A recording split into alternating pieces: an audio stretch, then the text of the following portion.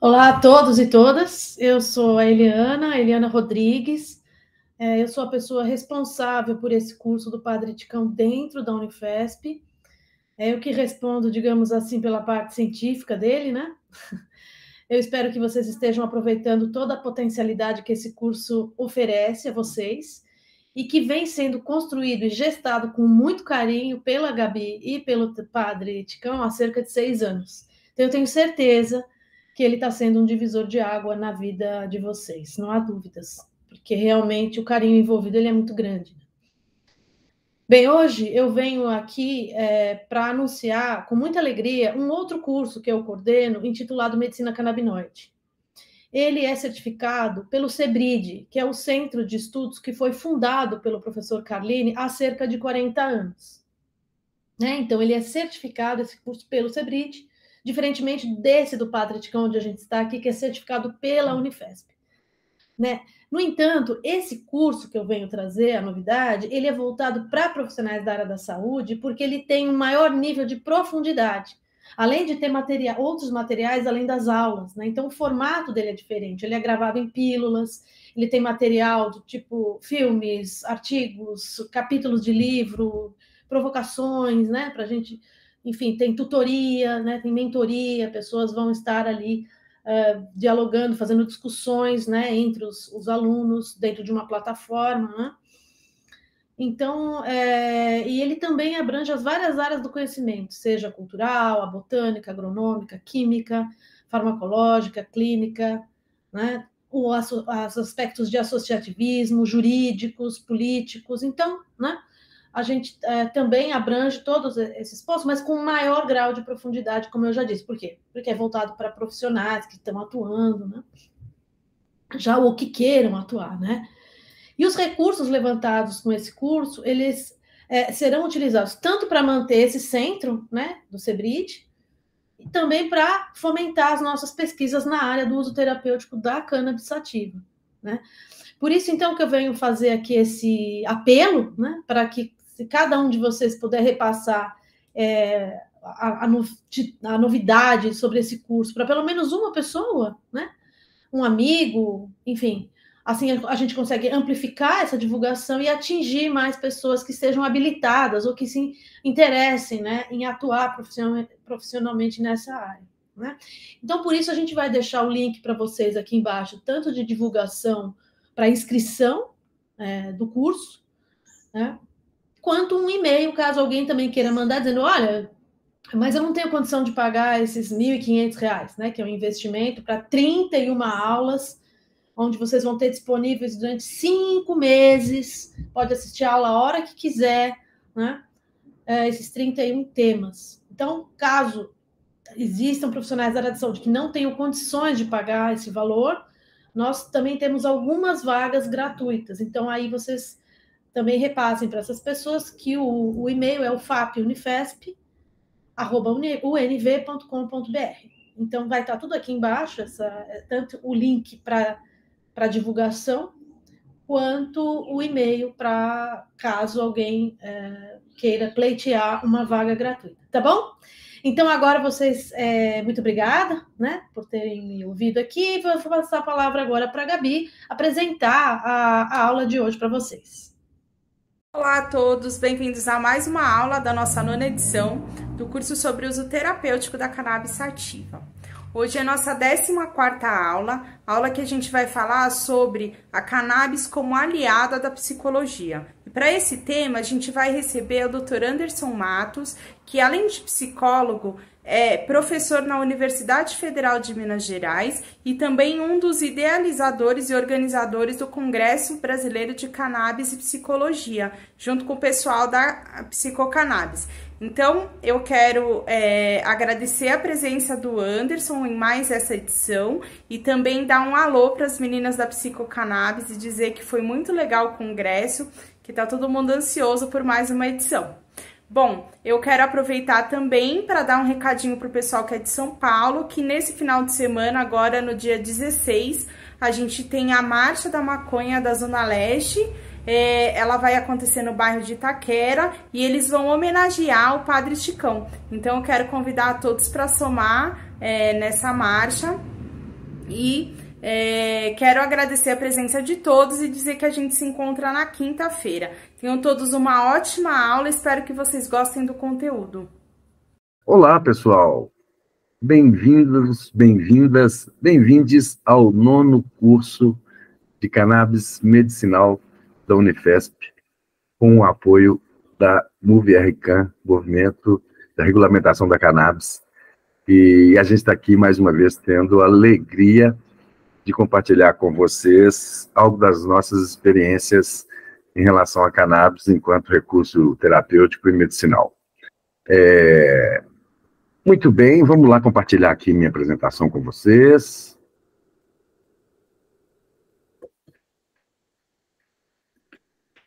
Para a gente já poder entrar na aula, não é isso? Então, maravilha. Vamos lá. 9º curso de Cannabis Medicinal da Unifesp. Obrigado à Unifesp, obrigado à MUVRCAN. Vou falar aqui para você sobre o uso da cannabis como uma aliada da psicologia. Eu sou Anderson Matos, sou psicólogo, mestre em psicologia, professor universitário, conselheiro da 17ª plenária do Conselho Regional de Psicologia de Minas Gerais, onde coordeno a Comissão de Orientação em Psicologia e Tratamentos com Cannabis Terapêutica do Conselho Regional de Psicologia de Minas Gerais, e também sou psicólogo da AMAME, da Associação Brasileira de Pacientes de Cannabis Medicinal. Eu vou tentar fazer um recorte aqui com vocês sobre a importância da psicologia, as contribuições que a psicologia pode prestar, sobretudo em relação àqueles aspectos da cannabis que são considerados tabu, como, por exemplo, seus efeitos psicoativos. Para tal, eu vou, na origem aqui dos primeiros autores, né, que começaram a falar desses efeitos psicoativos da cannabis, e depois eu vou entrar com uma contribuição, um fragmento clínico, eu vou fazer alguns recortes clínicos em cima de um relato, e a partir dele eu vou dissecar as funções psíquicas, né, que foram alteradas, que estão alteradas, e como elas estão alteradas. Vou fazer esse trajeto na expectativa de mostrar a vocês essa contribuição da psicologia. Como é que um profissional de psicologia poderia dar suporte a um paciente que esteja sobre o uso de medicamentos ou sobre o uso de cannabis, né, sobre o uso de maconha, seja como óleo, extrato, flores, tinturas, etc. Tá bom? Começo, então, remetendo ao primeiro autor, que era do campo da psiquiatria, que fez essa contribuição aqui sobre o haxixe e alienação mental, que é Jacques-Joseph Murrow, mais conhecido como Murrow de Tours, que no ano de 1845 escreve esse livro. Eu diria que é a primeira contribuição no mundo ocidental sobre efeitos psicoativos da cannabis. Murrow, ao escrever esse livro, tinha uma expectativa. Ele tinha o desejo de tentar entender melhor os fenômenos mentais, tentar entender melhor as psicoses, mais especificamente, tentar entender a esquizofrenia. E para tal ele usa um expediente que era comum na época, que eram os médicos, nós estamos falando de 1845, né?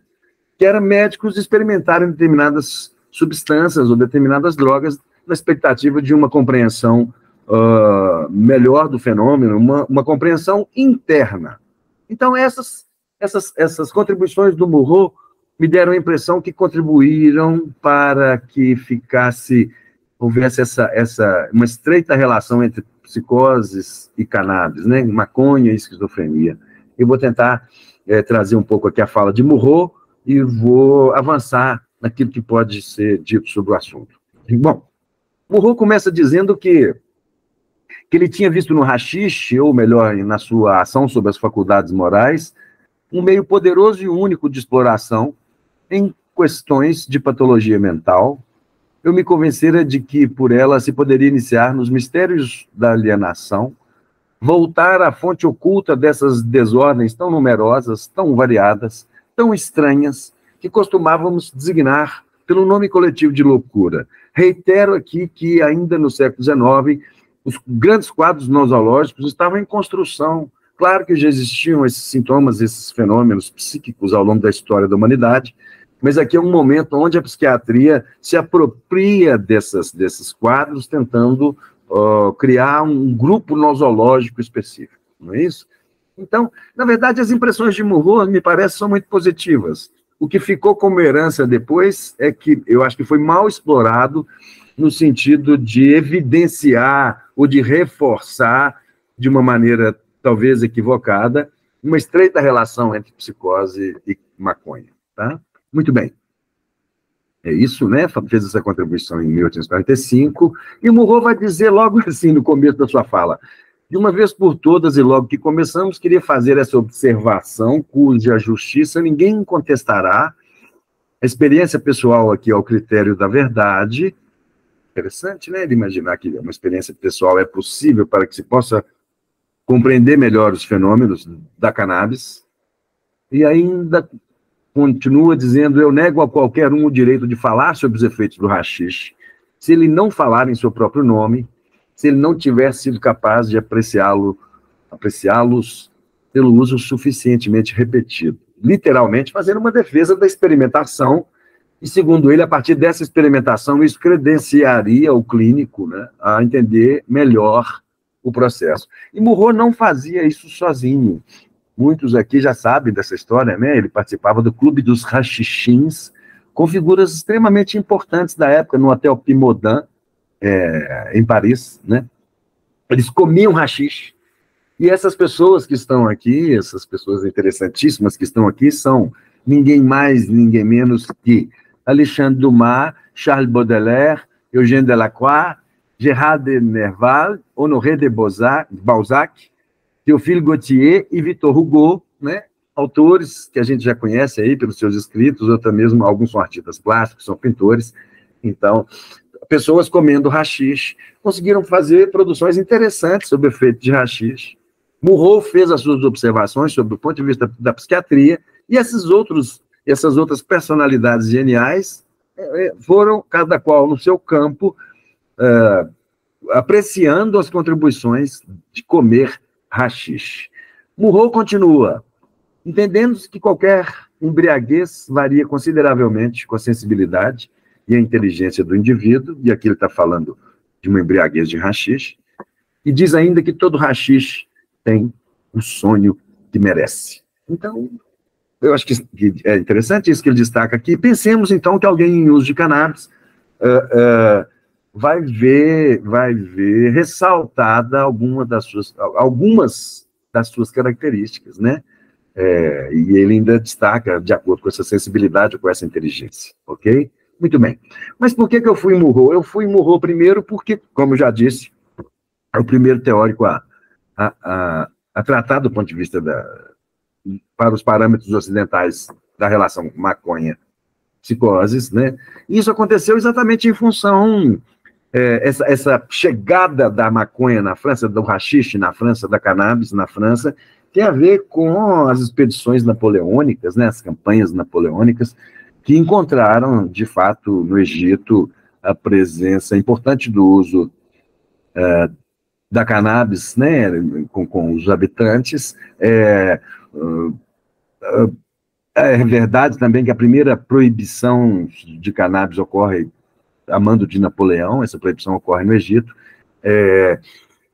Na verdade, a estratégia de Napoleão no Egito talvez tivesse muito mais a ver com o seu desejo de conquista, né, de outros territórios, e, objetivamente, eu vou mostrar aqui como é que foi o decreto-lei que ele fez. Objetivamente, na verdade, talvez o interesse maior de Napoleão fosse interferir na produção de cânhamo no Egito, que servia à marinha inglesa com os insumos, né, provenientes de cânhamo. No caso, a gente sabe disso também, né, toda a engenharia náutica desde o século XVI era movida a cânhamo, e talvez o interesse maior de Napoleão em proibir o cânhamo no Egito tivesse a ver com uma estratégia militar, né, mas, de toda forma, com as tropas no Egito, né, a partir de 1798, descobrem, né, têm acesso a descrições dos efeitos de cânhamo, inclusive de abuso, de uso crônico de cânhamo, leva-se para a França amostras de maconha, né, e Lamarck, né, Jean-Baptiste de Lamarck, botânico, estuda e faz a descrição da maconha no ano de 1783, na Enciclopédia Botânica, e faz as seguintes observações que estão para e passo com as observações que se fazia na Índia. Ele vai dizer: a principal virtude dessa planta consiste em levar a cabeça, em perturbar o cérebro, em dar uma espécie de embriaguez que faz esquecer a tristeza e dá uma forte alegria. Para dar-lhe alegria, os indianos extraem o suco de suas folhas e sementes e fazem com a casca de uma bebida que desperta muitos sentidos. Sempre que querem aumentar a força dessa bebida ou se embriagar, fumam um cachimbo e, enfim, para ter sonhos agradáveis ou para cair num sono profundo, basta acrescentar ao suco em questão um pouco de noz moscada, cravo, cânfora e ópio, e fazer uma composição que os indianos chamam de maju, e que, segundo Clufius, é o mesmo que o malac dos turcos, também conhecido, né, na Índia se conhecia também como ganja, né? Bem, então, o que acontece? No 8 de outubro de 1800, Napoleão emite o seguinte decreto: proibido em todo o Egito fazer o uso de bebida feita por certos muçulmanos com cânhamo, com haxixe, bem como fumar sementes de cânhamo. Bebedores e fumantes habituais desta planta perdem a cabeça e são vítimas de delírios violentos que os levam a cometer excessos de todos os tipos. E é com essa proibição, né, que a cannabis acaba chegando, apesar dessa proibição, a cannabis acaba chegando na França, e certamente durante a expedição egípcia ela foi usada, provavelmente antes do decreto da proibição, como sedativo para o sistema nervoso, para tratar tétano, hidrofobia, enxaquecas, aliviar convulsões de cólera, bem como contra asma, neuralgia e quebras musculares. Bem, eu preparando essa aula aqui, nesse ínterim aconteceu uma coisa super interessante. Eu vou pular daqui a pouco num caso brasileiro, mas é porque eu quero fazer uma provocação aqui antes. Essa proibição lá na França ocorre em 1800, a gente sabe também da proibição na Câmara Municipal do Rio de Janeiro, né, da proibição do pito de pango, em 1830, mas de toda forma, e que ali começam algumas outras proibições no Brasil e em outros estados, principalmente no estado de São Paulo, né, logo na sequência.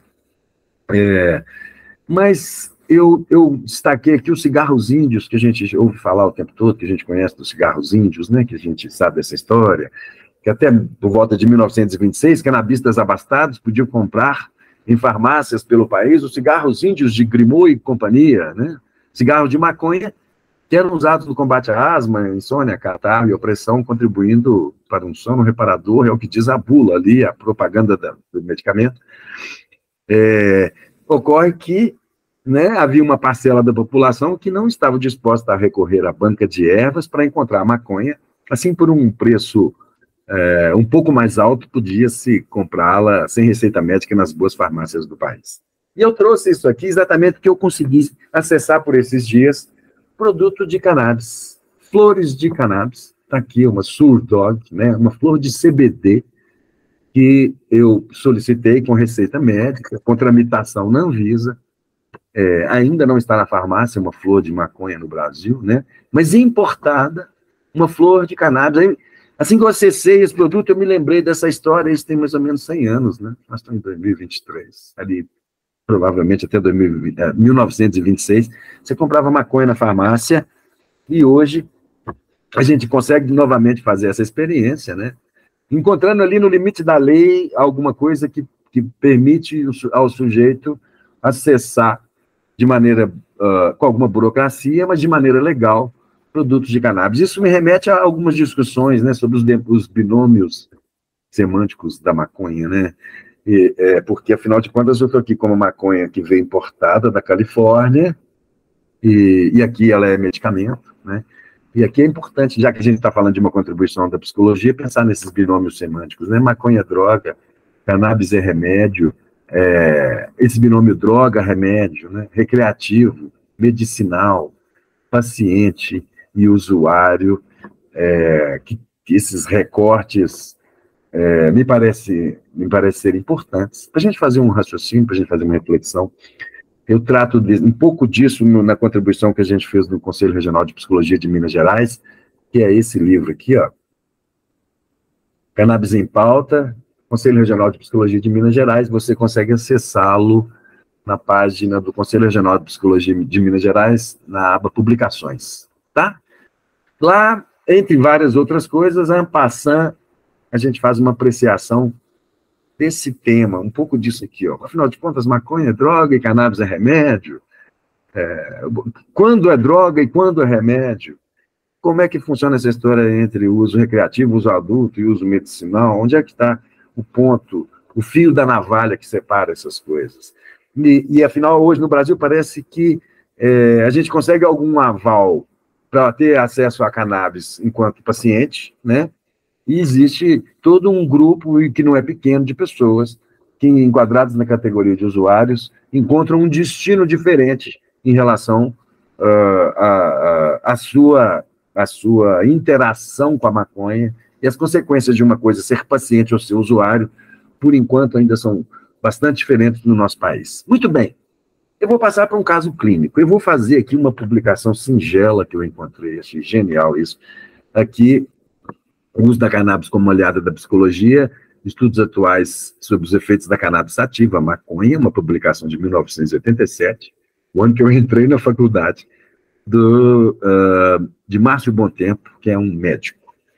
Curiosamente, aqui eu encontro o melhor relato, os melhores relatos que eu já encontrei de alguém sob efeitos de maconha, nesse singelo livrinho de 1987. Vocês vão me permitir aqui, eu vou fazer uma leitura, tá?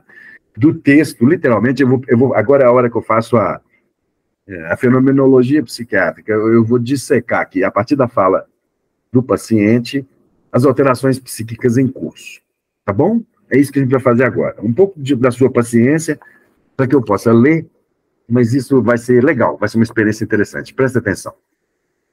Então, o Márcio Bontempo descreve aqui o caso de ACSC, 21 anos, como uma experiência isolada. Experiência isolada porque depois ele vai descrever experiências em grupo, né?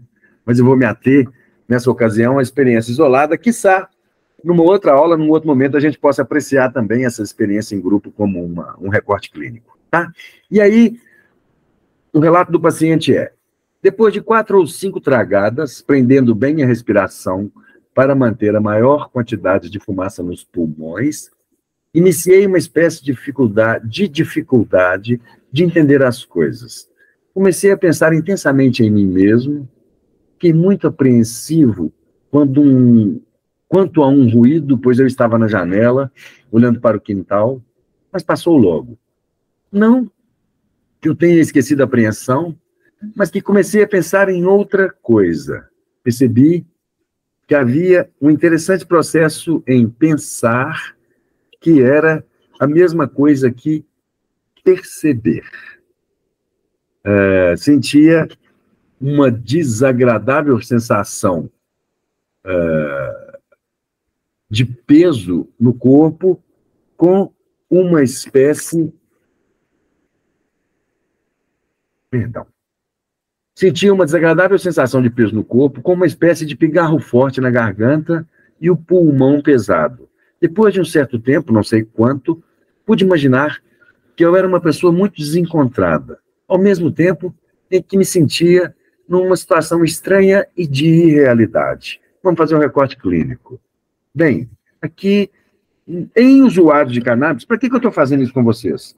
Aqui é alguém que fumou maconha e relata as experiências. Caso você estivesse acompanhando um paciente em uso de cannabis, um óleo, né? Eu hoje trabalho numa associação, eu também uso, sou paciente, uso óleos de cannabis, né? Uso o óleo de CBD, também uso o óleo de THC, né? Além, é claro, dessas flores que eu estou mostrando para vocês aqui. Então, eu sou paciente, eu sou usuário, eu estou enquadrado nisso tudo. Mas sinto aqui a necessidade de entrarmos no detalhe, exatamente para que o profissional de saúde possa acompanhar um paciente em uso e possa entender aquilo que esse paciente está descrevendo e possa saber orientá-lo, acalmá-lo, descrever para ele o que ocorre. Isso pode ser um grande diferencial no acompanhamento de um paciente em uso de cannabis. Alguns pacientes, quando derivam sensações desagradáveis, sensações inesperadas, sensações inabituais a partir do uso da cannabis, eles podem, inclusive, abandonar o tratamento. Então, nesse momento, a expectativa é essa, de pensar em alguém que está usando, não me importa que agora se é um uso fumado, apesar da descrição aqui ser de uso fumado, ou se seria de um extrato, de um óleo, de um puff, né, de fumar num vaporizador ou num cigarro de maconha. Eu acredito que eu possa encontrar essas sensações ou algo parecido com elas, e aqui aos meus colegas de saúde eu convido a um exame desses efeitos. Eu acho que eles são úteis. É muito mais interessante fazer isso do que dizer rapidamente que maconha e esquizofrenia têm uma relação de causalidade, por exemplo, né? Então, nesse paciente, a gente encontrou o quê? A gente encontrou pensamentos vagos, associações vivas e espontâneas, sensação de mais imaginação e criatividade. Muitas vezes, especulações extravagantes acontecem e se ramificam em uma ideia passageira que se torna muito complexa e desaparece em uma infinidade matemática. A gente diria que é a imaginação no poder, que está curiosamente associada a paradas de descanso inesperadas do mundo real. Muito bem. E ele continua. O meu quarto era diferente, mas muito meu. Tinha muito a ver comigo. Ao olhar a gravura, cada detalhe era uma extensão de mim mesmo, de tal jeito que eu conseguia entender por que eu gostava daquelas gravuras na parede e da estátua de gesso. Minha imaginação levou-me a pensar o porquê das estátuas, uma forma petrificada. Ao olhar uma gravura, achei que conseguia vê-la sobre outro prisma, que era diferente. Muito bem, o que eu estou encontrando aqui? Há uma aparência incontrolável de ilusões, visões fabulosas e barrocas, onde cada objeto se transforma, se metamorfoseia e transborda a imaginação, que se entrega sem esforço a um espetáculo mágico e caleidoscópico. O espaço é, em geral, superestimado. Se avançamos, a decoração se afasta, e, dependendo do humor de cada um, torna-se pequeno ou grande em relação ao assunto. Continua. De repente, percebi que ainda estava na janela e com um cigarro na mão. Então, parecia que estava pensando há muito tempo. Comecei a sentir vontade... Opa, time aqui, né? Então, comecei a pensar que eu estava há muito tempo. Não, posso continuar? Essa ideia da percepção do tempo, né, ela sempre altera com cannabis, principalmente para os usuários iniciais, que não têm uma relação regular com cannabis, né? As primeiras experiências de alguém com cannabis normalmente provocam essa alteração espaço-temporal, não é? E muitas vezes o paciente fica desorientado com isso, aí pensando não só no usuário, mas no paciente. Ele pode ficar desorientado com isso. Imagina um idoso, por exemplo, ver desconectada, ver alterada essa sensação habitual e rotineira que ele tem de espaço e tempo, né? Ele sentir alguma alteração, isso pode produzir nele um grande desconforto, né? Vamos mais. Em relação a essa desorientação temporal, né, o tempo é posto de lado, ele é esquecido, tudo é borrado, passado, presente, futuro, com às vezes a sensação muito intensa de viver apenas o tempo presente, fixo, em um tempo parado e eterno. E aí continua o nosso amigo. Comecei a sentir vontade de ouvir música. Seria incrível ouvir música naquele instante, pensei. Ao deslocar-me da janela para a vitrola, agitei-me muito e fiquei ansioso. Procurei discos mecanicamente, sem, na verdade, prestar atenção em nenhum. De repente, atentei-me para um que chamou minha atenção pela capa. Retirei o disco, mas vi que ele estava sujo. Comecei a procurar o limpa-discos, mas na gaveta achei a foto de um velho amigo e comecei a imaginar o que era ele. Mas não consegui pensar em coisas passadas que fizemos juntos. Comecei a pensar que era interessante o fato de pessoas fazerem coisas juntos, que havia algo comum que nos atrai para fazerem coisas juntos. Instantaneamente percebi que havia esquecido de ouvir música, de maneira que fui rápido para a vitrola, perturbado pelo fato de ter passado tanto tempo pensando e esquecido alguma coisa a que tinha me determinado a fazer. Não gostei da reação e senti-me mal com isso. Muito bem, o que eu encontro aqui?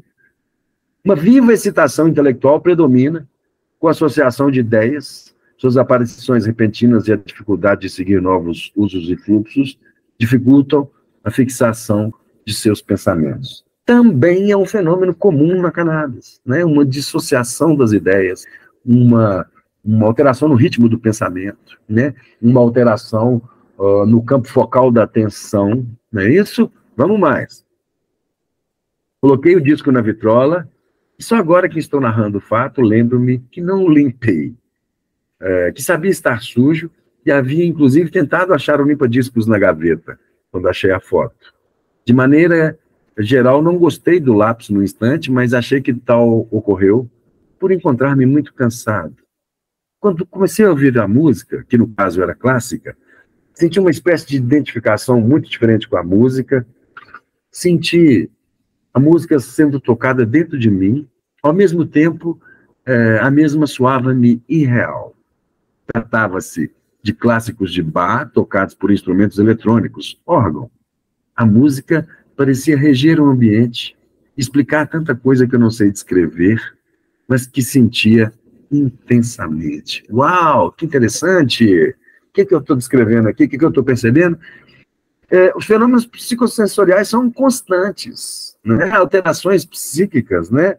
Aquele medo da psicose lá, eu posso recortar melhor isso, entender simplesmente dessa forma, por exemplo.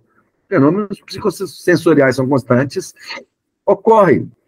Isso é bastante comum na cannabis, a percepção de formas e de significados particulares nas matérias visíveis, que normalmente aparecem como insignificantes, ou seja, o sujeito começa a perceber as coisas de uma maneira diferente, ele se atém a detalhes. Ali no relato, eu fiz esse relato para minha companheira, e ela falou assim, nossa, mas está parecendo um TDAH, né? É verdade, né? Assim, não há um ponto fixo onde a atenção permanece, a coisa vagueia aqui e ali, mas não apenas sob o ponto de vista da atenção, mas outras coisas estão em curso ali, talvez até mais que a capacidade de fixar e manter a atenção, né? E são essas as coisas que eu estou tentando localizar aqui com vocês.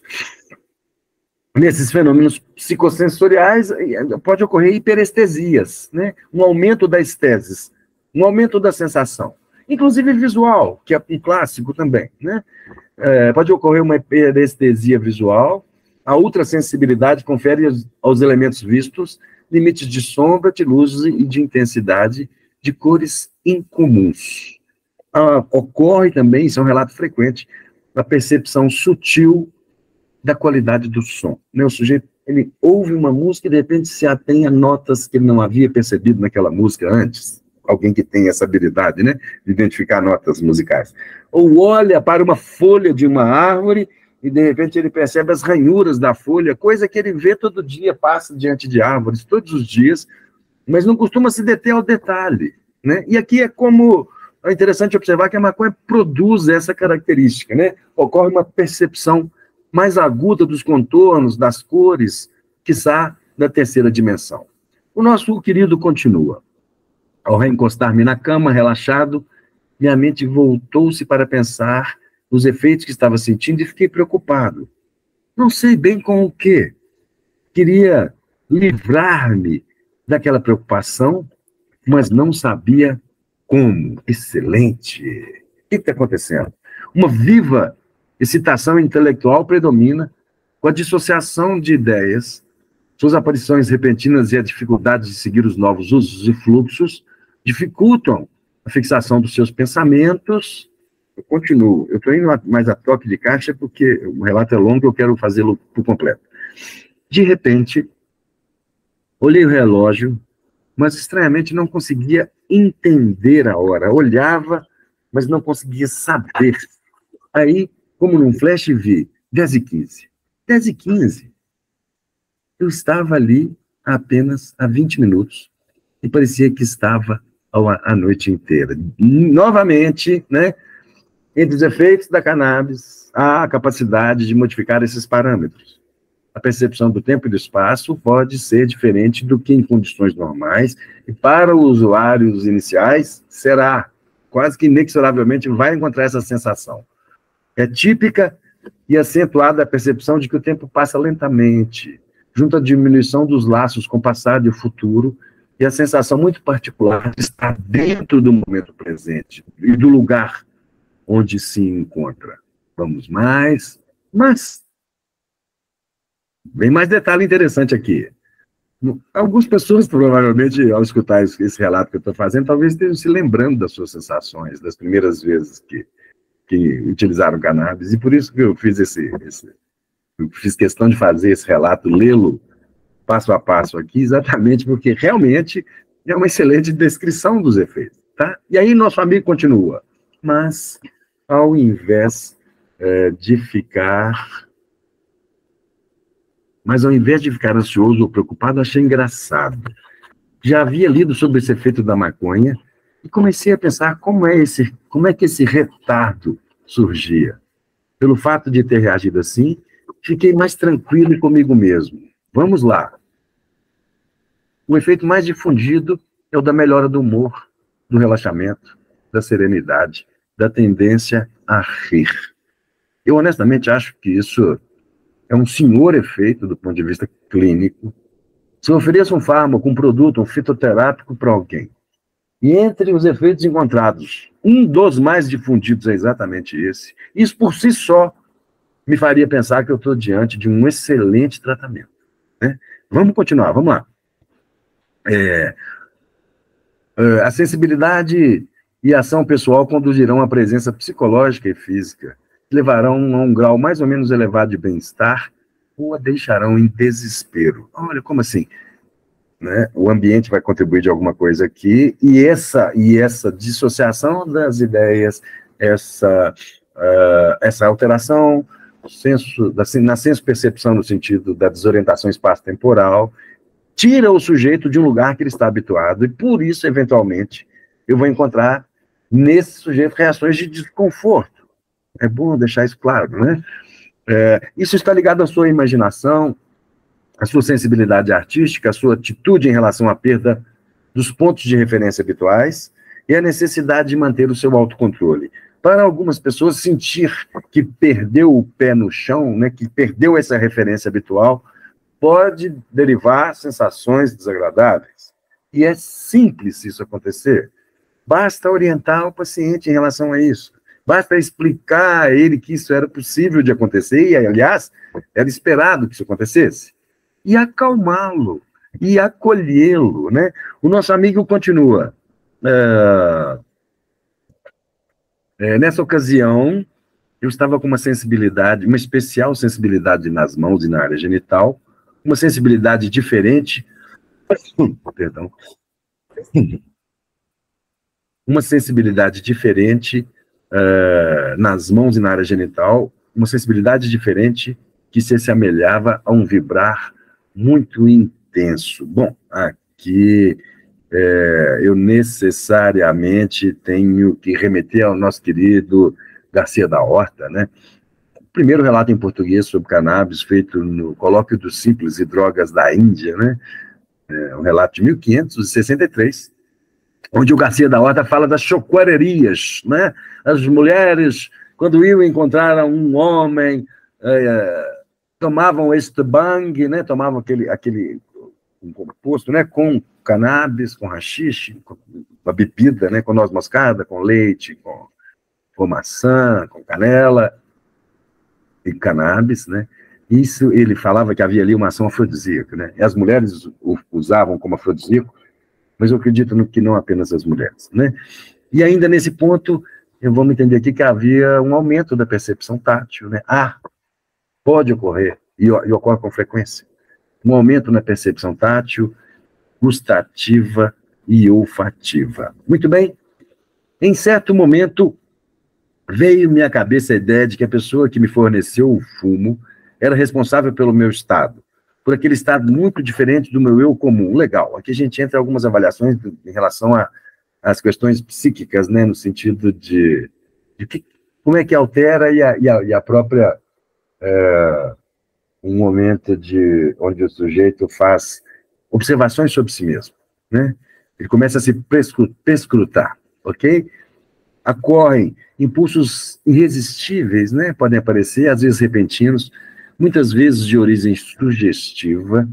Pode ocorrer uma angústia orgânica ou metafísica em relação à perda desse mundo real, ligado à preocupação de ter perdido seus valores usuais e ao medo temporário de poder recuperar seu estado normal, se sobrepõe de tempos em tempos. Ele continua. Desta vez, eu não consegui libertar-me dessa ideia que se sedimentou como uma verdade ou um fato indiscutível, a ponto de eu ter prosseguido toda uma linha de raciocínio em torno disso. Muito bem. A constituição de ideias fixas, muitas vezes ligadas a uma autossugestão frente a um sentimento, que determina as outras sensações em curso. Por exemplo, às vezes, o sujeito pode desconfiar de um objeto, né? Já tem um objeto e ficar preso a ele, desconfiar daquele objeto, da presença do objeto, do sentido do objeto, né? Um detalhe trivial torna-se o centro de um problema muito complexo. E aí, continua o nosso amigo, havia uma estranha diferenciação entre meu estado naquele instante e meu estado comum, que na hora eu classifiquei como normal. Sentia que o meu outro eu, ou seja, meu estado comum, necessitava de conserto, ou pelo menos uma arrumação. Sentia uma necessidade imperiosa de fazer certos concertos filosóficos na vida do outro eu, e eu me parecia muito fraco, infantil, sem controle, vítima de tempestades de ser. Percebia nitidamente uma dicotomia entre eu agora, no momento do efeito, e o eu comum na vida cotidiana, mas não conseguia entender bem essa dicotomia. Atribuía a maconha esse estado, mas ao mesmo tempo não a julgava, mesmo naquele instante que ela fosse capaz de levar-me ao estranho estado em que me encontrava. Naquele estado, eu parecia estar constantemente observando meu estado comum de ser, ao mesmo tempo em que uma parte de mim condenava-me por achar-me desse jeito. Esforço para abandonar essa ideia, mas até mesmo o esforço para fazê-lo era acompanhado de uma crítica. O esforço soava-me ridículo. Excelente. Aqui eu tenho exatamente a atuação das instâncias psíquicas em funcionamento, né? Como se o eu se dividisse e como Freud diz na psicanálise, né? Como o super-eu me vigiasse, me perscrutasse, estivesse me observando e me criticando. Vamos tentar entender isso aqui. A experiência, e acho que é importantíssimo dizer isso, principalmente para desconstruir a ideia da estreita relação psicose-maconha, ok? A experiência por si não traz nenhuma transformação da personalidade real do sujeito. Ele permanecerá ele mesmo. Pelas contribuições do seu subconsciente e pelas possibilidades de reunir os elementos do seu conhecimento em novas combinações, ele será transformado em um múltiplo do que é na realidade, mais sensível ou mais estúpido. Né? É como se aqui realmente estivesse acontecendo essa história assim, do eu que se vê, uma experiência onde o eu se desdobra, né? A situação atual de um sujeito durante um experimento é ela mesma a montagem de um certo número de dados que contribuirão para a sua ação pessoal sobre os elementos do ambiente. Suas motivações fazem parte de si mesmo e de seu ambiente cultural. Esses pontos da situação básica formam o que também poderíamos chamar de ambiência emocional. Sua montagem forma um todo determinando um grande número de reações positivas ou negativas da experiência. O sujeito, que pode ser fortemente influenciado pelo efeito do produto, tende a modelar seus sentimentos na estrutura do ambiente circundante. Ele continua. Levantei-me procurando abandonar aqueles pensamentos e perambulei pelo aposento, procurando algo para fazer ou distrair-me. Notei que nisso, aquela espécie de estado mental desapareceu por completo, embora eu me encontrasse do mesmo jeito. Parece que parei de prestar atenção naquele tipo de pensamento, sentia-me melhor. Resolvi ler um pouco, mas ao olhar para os livros tive uma espécie de imensa preguiça em ler, embora estivesse pensando em fazê-lo. Muito bem, com um baixo nível de intoxicação, tem-se frequentemente a sensação de poder desenvolver uma atividade intelectual mais intensa que a normal. Em altos níveis, o rendimento é mais baixo, perceptivo, crítico, manter a verdade e participar de uma conversa brilhante e sutil. Às vezes pode ocorrer também um sentimento de superioridade, né? Misturado com a ideia de que aquilo que está experimentando é uma experiência única, tudo é possível em relação ao espaço, tempo, pensamento, fantasias, né? Um dos efeitos, ele falou que queria ler, mas desistiu, ficou com preguiça, né? Um dos efeitos mais comuns da cannabis é o de enfraquecer essa memória imediata, até o ponto, eventualmente, de se esquecer o início da conversa, né? De fato, essa memória focal imediata, ela muda, é como se essa atenção focal imediata muda, né? E caça uma atenção difusa, que recolhe outros elementos do ambiente, talvez por isso a dificuldade de retenção na memória. Essa diminuição ocorre quando o nível de intoxicação é muito alto, né? Em casos de nível mais baixo, isso não ocorreu. E aí continua o nosso amigo. Estamos quase no final, pessoal. Fui para a janela, e fiquei... Essa parte é genial. Fui para a janela e fiquei observando o céu, a noite, as árvores. Nesse instante, senti uma espécie de elevação ou felicidade que parecia vir da noite. As árvores, das árvores.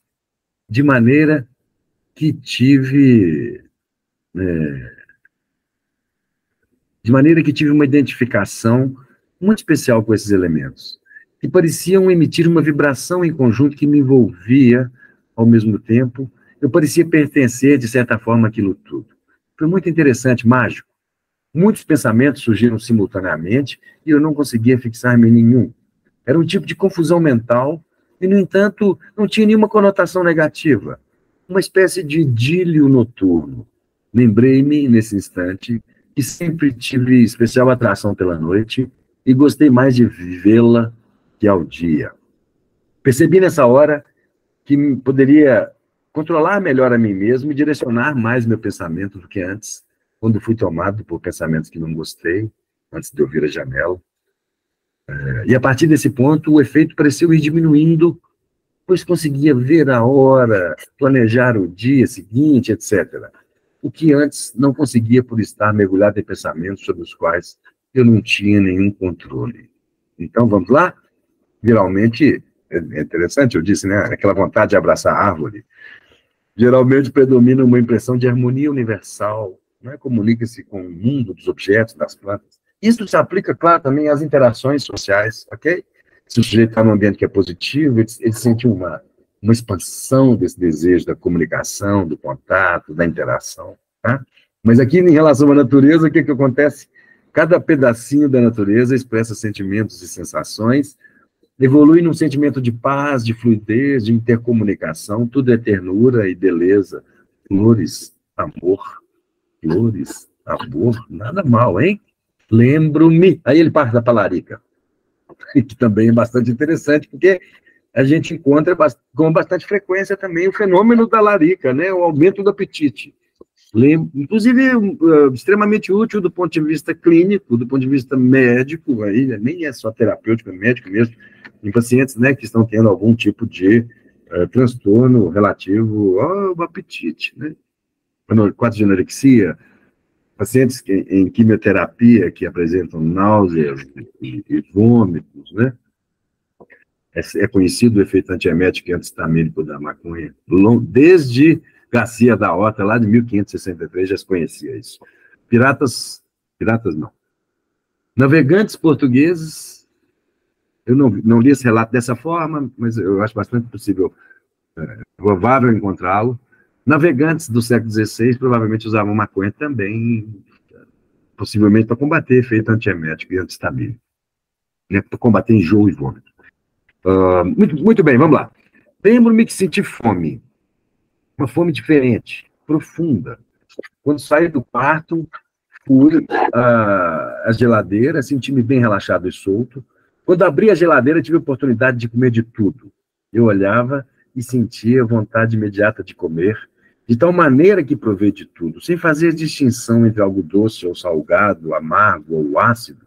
Quer dizer, sentia diferente, mas a forte vontade não permitia comer primeiro um tipo de alimento e depois outro. Assim comi doce de banana e em seguida a carne seca do feijão, queijo e em seguida geleia, voltando depois a um alimento salgado de novo. Tudo isso foi feito sem retirar essas coisas da geladeira. Eu pegava com a mão mesmo, com sofreguidão. Achei de veras interessante o aspecto bárbaro daquele meu ato. Eu normalmente não comia daquela forma, mas no momento havia um impulso irresistível e, de certo modo, engraçado, que me compelia a não medir o que fazia. Se eu quisesse, eu poderia parar, mas resolvi deixar-me solto para aquela atividade inocente. Os alimentos tinham um sabor mais realçado, eram mais deliciosos e curtíveis, mas saciei-me muito rápido e percebi ter comido pouco. Olha só, rapaz, o que está acontecendo? Hipersensibilidade ao paladar, ao olfato. Hipersensibilidade de modo geral, não falei aqui da hipersensibilidade visual, acústica, né, hiperestesia. A larica provavelmente é porque aguça, né, o paladar, e aí as coisas ficam até mais gostosas. Além disso, com toda aquela profusão de alterações no campo das ideias, do pensamento, né, pode ocorrer o desaparecimento das barreiras sociais, tabus morais e culturais. O conhecimento intelectual dá lugar à sensibilidade e à verdadeira personalidade. Sua personalidade cultural e social, que poderíamos chamar de personalidade superficial ou teatral, se desfará e se dissolverá muito rapidamente, aqui onde se vence a barreira, né? Onde o sujeito solta, relaxa, interage, né? Come com a mão, enfim. Se ele interpreta todo mundo como comédia na vida cotidiana, seu jogo se torna caricatural e desajeitado, até o momento em que ele mesmo será possuído por seu segundo personagem e se tornará mais real do que em sua vida cotidiana. E aí, vamos dar mais, realmente está chegando perto do fim. De um modo ou de outro, achava-me muito tranquilo, até pensei em fumar mais. No entanto, queria evitar aquele período de confusão vivido um pouco antes. Fiquei imaginando se aquele estado de preocupação era provocado pela maconha ou era uma evidenciação de uma situação minha, do meu eu interior, do meu interior. Resolvi fumar mais para iniciar uma análise profunda disso, queria atacar esse meu aspecto incontrolado de crise interna, pois julguei que aquela confusão antes vivida era uma realidade pessoal, algo que a maconha apenas fazia vir à tona. Mas fiquei com sono e resolvi deixar o confronto para outra ocasião, em que pudesse me preparar melhor. Deitei-me e senti uma paz muito grande ao pegar no sono. Estava muito leve, mas no fundo, uma parte de mim parecia condenar-me levemente pela experiência. Excelente. A sua cultura intelectual, a sua barreira social não existem mais. Se seu conhecimento adquirido permanece, ele, no entanto, perde seu verniz social. É um pouco um quadro de revisão, né, onde todo mundo está nu. Sua verdadeira personalidade inconsciente, o seu equilíbrio mental, modificado pelo abandono dos modos visuais de percepção e lógica, ajudará sua mente a se apegar à sua personalidade íntima, e é ela quem vai reagir à decoração, às pessoas presentes. Aí isso se acrescenta uma duplicação da personalidade, né? Alguém se torna todo mente ou todo corpo. Outras vezes o corpo é esquecido, pode haver uma desvitalização, né? Sob a ação do subconsciente, o sujeito para sobre ele e se eleva em um outro personagem, que é outro ele mesmo. Esse relato escutei fidedignamente outro dia de uma pessoa que fumou uma flor de cannabis. Uma pessoa que usa cannabis, que não é uma usuária rotineira, habitual, mas que havia fumado. E como não tinha costume de fumar flor de cannabis, quando chegou em casa, no hotel, alguma coisa assim, ela teve esse momento, desdobrava, assim, ela se via conversando consigo mesmo. a pessoa ciente disso, orientada sobre isso, que poderia parecer a alguém um fenômeno terrorífico, né? Não é, ou não precisa ser. Inclusive, como está dizendo aqui, alguma coisa que poderia ser, inclusive, prevista.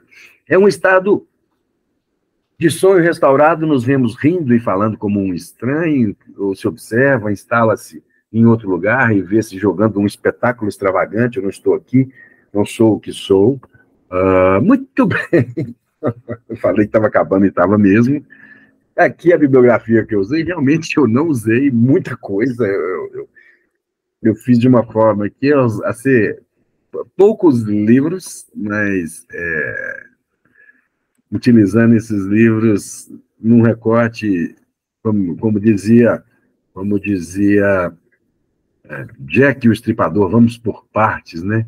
Então eu tentei fazer um recorte aqui para a gente entrar na palavra do paciente e se aprofundar nela. Então foi isso, eu usei aqui Márcio Bom Tempo, tá? Uma publicação super barata, você vai achar isso aí no estante virtual, uma pérola. Usei aqui, né, alguma coisa do Oshgansi para me inspirar, né, The Preparation of Indian Hemp Ganja, esse também é um autor super importante, tem aqui, que leva, na verdade, a medicina canábica para o mundo ocidental. Uma boa parte do que eu trabalhei com vocês aqui no sentido da dissecação dos fenômenos psíquicos, eu usei essa contribuição aqui, Hallucinogène de Société, do Patrick Alain. Grata surpresa ter contado esse livro, Cannabis et Peyote, Phénomène culturel et monde de l'imaginaire. Muito bem. Eu usei isso. Cadê? Está faltando mais alguma coisa? Passei a bibliografia ali, já fechei o slide. E claro, bom, enfim, caminhando para a conclusão, estamos aqui no Conselho Regional de Minas Gerais, tá? Temos uma publicação que está online aqui da revista do CRP, tem um artigo nosso lá que fala sobre a nossa atuação na Comissão de Psicologia, Orientação em Psicologia e Cannabis. Novamente, né? Trago aqui também o Cannabis em Pauta, contribuição do Conselho Regional de Psicologia de Minas Gerais, com a fala de vários colegas de diversos campos diferentes, trazendo relatos emocionantes, tocantes. Estamos muito felizes por isso. Bom, pessoal, eu acho que o que eu tinha a dizer hoje era isso. Busquei esse recorte, né, esse recorte clínico, fazendo uma dissecação aqui, buscando entender o fenômeno psíquico. Eu verdadeiramente entendo que a psicologia tem grandes contribuições no campo da cannabis. Para colegas profissionais de saúde, para colegas profissionais de outras áreas, para cuidadores, para pacientes, e no suporte a essas pessoas. Repito, um dos grandes receios que as pessoas têm sobre a cannabis se aplica aos seus efeitos psicoativos, a psicologia, como ciência e profissão, tem contribuições prestimosas a fazer. Basta que nós entendamos bem quais são essas funções psíquicas que se alteram: memória, senso-percepção, atenção, emoção, afeto, pensamento, e assim por diante, né? Fazer uma dissecação psíquica, entender quais são as funções que se alteram e como elas se alteram. Eu entendo que, para suporte do paciente, isso pode ser absolutamente necessário, e pode ser o fiel da balança, pode ser aquilo que nos levaria ao sucesso ou ao fracasso de um tratamento.